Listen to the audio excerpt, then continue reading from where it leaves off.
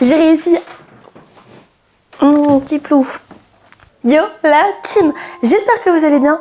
Aujourd'hui, on se retrouve pour une nouvelle vidéo. On va parler des cartes Pokémon au Portugal. Je suis partie pendant 12 jours à Lisbonne et comme pour mon voyage en Corée, je n'ai pas pu m'empêcher de savoir comment la pop culture s'intègre dans la ville. En ce qui concerne les mangas, vous pouvez en retrouver dans les FNAC à Lisbonne et dans certaines librairies spécialisées comme BD Mania qui se trouve dans le centre de Lisbonne. J'ai été faire un tour et cette librairie est complètement géniale. Par contre, il faut quand même savoir que la plupart des mangas sont disponibles uniquement en anglais. Alors il y a quand même une grande maison d'édition portugaise qui s'appelle Devir, je crois que c'est une des seules, en tout cas ça doit être la plus connue. Et elle publie des grands mangas comme Chainsaw Man ou Spy Family en portugais. Il y a aussi des boutiques spécialisées dans la revente de jeux d'occasion et de consoles rétro. Malheureusement, celle où je voulais aller était fermée, mais elle avait l'air vraiment cool. C'était les périodes de fête en même temps, mais bon, pas de chance. Mais moi, vous le savez, en ce moment, ce qui m'intéresse, c'est les cartes Pokémon. Alors, c'est un peu comme le manga, il y a beaucoup d'anglais qui est disponible, mais, il y a aussi des cartes Pokémon portugaises. Je vous montre ça. Alors, c'est quand même assez unique parce que dans les boosters, on retrouve seulement 6 cartes, alors que nous, d'habitude, on en a 10. Je crois que c'est quand même une de plus. Les boosters japonais, il doit y en avoir 5. Mais bon, 6, c'est quand même assez étrange. Donc là, on a un tripack. Et fun fact, donc il y a moins de cartes dans les boosters. Et aussi au niveau de la fabrication, c'est pas comme les autres langues occidentales, vous savez, les cartes françaises, les cartes allemandes, les cartes traduites en italien, etc., etc.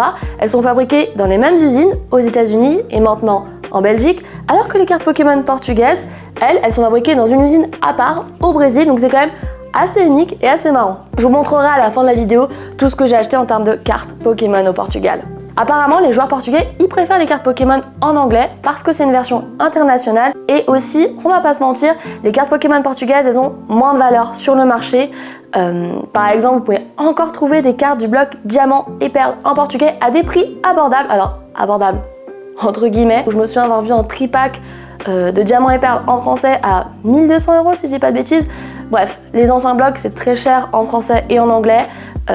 En portugais, vous pouvez encore les trouver pour des prix abordables, donc si jamais ça vous intéresse, let's go.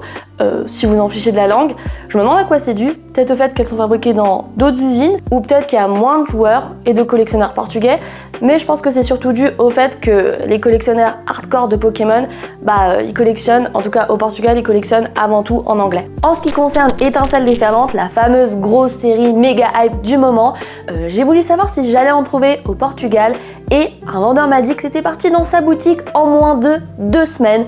Mais j'ai réussi à en trouver du Étincelle déferlante en version portugaise. Alors c'est comme je vous ai dit, je pense que les cartes portugaises sont un peu moins hype et il n'y en avait pas non plus des milliers et des cents, mais c'est un peu plus facile à trouver, donc trop cool.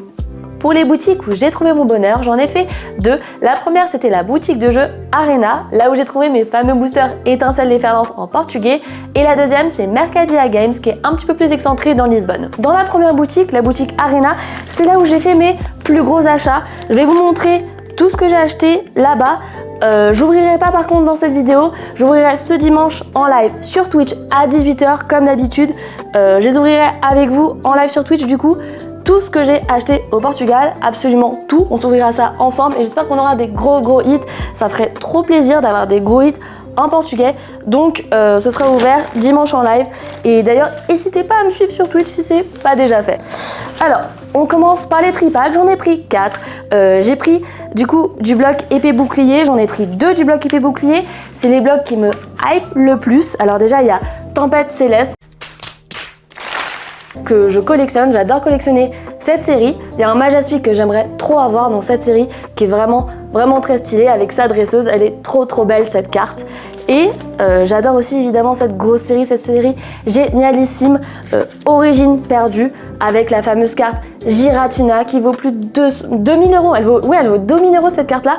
Je sais pas qui l'achète à ce prix là. Bon bref, il y a la fameuse carte Giratina qui est dessinée par mon dessinateur préféré, en tout cas un de mes dessinateurs préférés, Shinji Kanda. Et pareil, ce serait trop stylé de l'avoir en portugais. Mais du coup voilà, on s'ouvrira ça dimanche sur Twitch. Et évidemment que j'ai pris du étincelle déferlante dès que je les ai vus. J'ai donc pris 2 tripacks de étincelle déferlante, cette extension du bonheur qui est plus du tout trop en magasin. En plus en ce moment avec la pénurie, on n'a plus aucun booster, donc ça fait plaisir de revoir du booster étincelle déferlante. Donc pareil, on s'ouvre ça dimanche en live sur Twitch. Autre chose qu'on s'ouvrira dimanche, alors ça me hype de fou, c'est une ETB d'origine perdue. Dès que je l'ai vue sur le comptoir, en fait, le vendeur il avait même pas encore mis en vente que je lui ai dit je le veux, à combien tu le vends? Bon, elle m'a pas coûté si cher que ça parce que c'est une ETB en version portugaise du coup. C'était la seule qu'il avait. Attendez, elle est à l'envers. C'est mieux comme ça. C'est une ETB portugaise du coup. Je vous ai dit qu'il n'y avait que 6 boosters dans les cartes, mais on en a 15, ce qui fait qu'on a quand même 90 cartes. Donc c'est très très cool. Elle est trop stylée cette ETB. On a exactement les mêmes goodies. On a les sleeves avec le Giratina, on a les fameux dés, enfin on a exactement les mêmes goodies. C'est juste que l'ETB se présente pas du tout pareil. Vous savez, normalement les ETB en français et même en anglais, etc., elles sont surélevées. Enfin on sent qu'elles sont fabriquées vraiment de la même façon, c'est juste la langue qui change. Là, l'ETB, le packaging n'est pas du tout le même, c'est assez marrant. Mais ce qu'on a à l'intérieur est la même chose, à peu de choses près qu'on a plus de boosters, vu qu'il y a moins de cartes par booster. Donc très cool. Et j'ai trop hâte qu'on s'ouvre ça en live, je vous le dis. Et le meilleur pour la fin, alors ça, grosse trouvaille. Je l'ai trouvé que dans cette boutique là, il n'y en avait pas dans le Mercadia Games, je vous en parlerai juste après de cette boutique. Mais donc à l'Arena, j'ai trouvé des livres Pokémon assez atypiques. Je vous montre ça. Là vous vous dites oui ok c'est juste des livres Pokémon, mais regardez ce qu'il y a derrière. Et oui, vous ne rêvez pas, je ne rêve pas. Quand j'ai vu ça, Lugia du bloc X, je trouve ça juste incroyable. C'est des cartes que normalement tu n'achètes plus en boutique. T'as des gens qui les stockent et tu peux les racheter des années plus tard, mais en boutique, ça ne se trouve plus normalement. Le petit Gardevoir du bloc X, c'est quand même assez fou d'avoir ça, je trouve. Et j'ai aussi pris, je sais plus lesquels je vous ai montré. J'ai montré le Lugia, le Hariyama et il y a aussi le petit OO. Donc c'est quand même incroyable. Donc qu'est-ce que c'est? C'est des livres qui racontent l'histoire des Pokémon du bloc X du coup. Intéressant de ouf, j'ai trop hâte d'ouvrir ça avec vous en live et de savoir un peu plus ce qu'il y a à l'intérieur. D'après la description, il y a 30 cartes à l'intérieur et un livre qui raconte l'histoire des Pokémon. Donc j'ai hâte d'en savoir plus et d'ouvrir ça avec vous. Je regrette peut-être, en fait il y en avait je crois 6 ou 7. J'en ai pris que 4 avec mes Pokémon préférés. Je regrette, en fait je pense que j'aurais dû prendre toute la collection parce que genre ça n'existe pas en France. Hein. Du coup, c'est édité par Devir, la fameuse maison d'édition qui édite des mangas dont je vous avais parlé. Au Mercadia Game, la dernière boutique que j'ai fait à Lisbonne, c'était vraiment le paradis du TCG. Vraiment, ils avaient de tout en termes de Pokémon. Ils avaient quasiment tout du bloc Écarlate et Violet. Enfin, ils avaient pas tout évidemment, mais ils avaient énormément de choses. Par contre, il me semble que c'était que de l'anglais. Même, ils avaient plein de choses. Il y avait tout en termes de TCG, que ce soit Star Wars, Lorcana, Yu-Gi-Oh, Magic évidemment, le plus gros TCG. On m'a dit que c'était aussi très joué là-bas. C'est le lieu qui sentait vraiment le purisme de tout fan de TCG. Tu sens vraiment que c'est le lieu où les joueurs ils viennent se voir après une grosse journée de travail pour disputer des parties, pour échanger leurs cartes.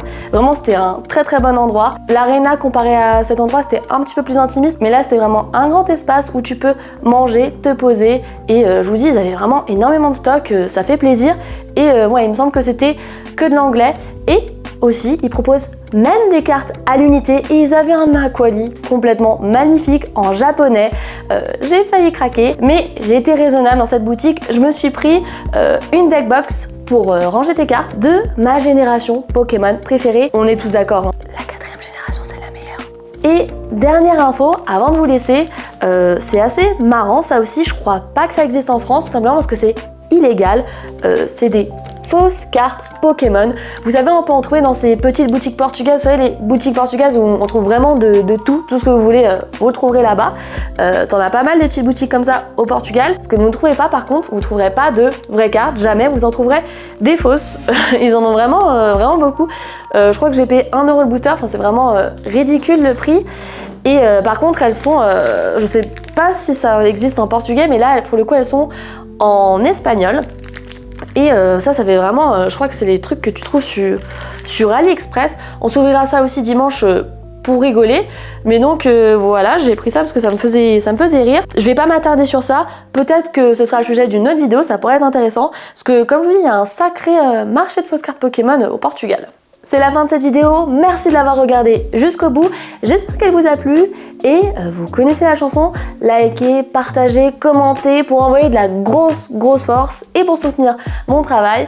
Et je vous le dis, je pense que ceux qui me suivent sur Insta l'ont déjà pressenti, je vais dédier de plus en plus mon contenu à Pokémon, à l'univers de Poké, et donc restez à l'affût et moi je vous dis à très vite pour une prochaine vidéo. Tous les joueurs portugais